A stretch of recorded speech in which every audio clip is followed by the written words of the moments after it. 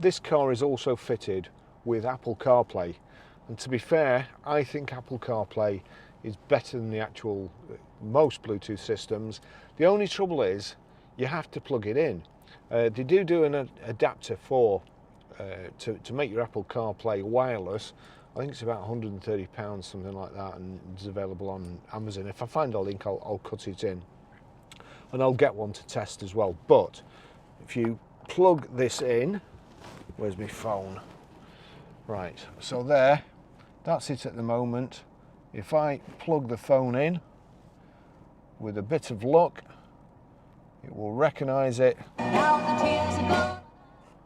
There you go, and it's changed to Apple CarPlay, and it's playing the music off here already.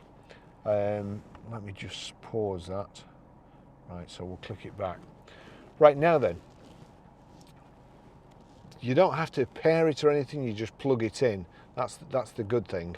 So from the phone, you can also use Siri, basically, which is great. So once you've got Apple CarPlay, you can basically use Siri.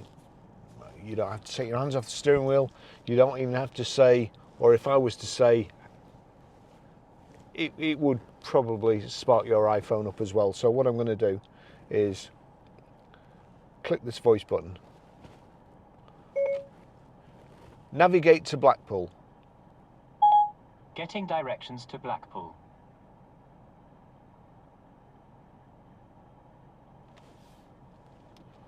Go.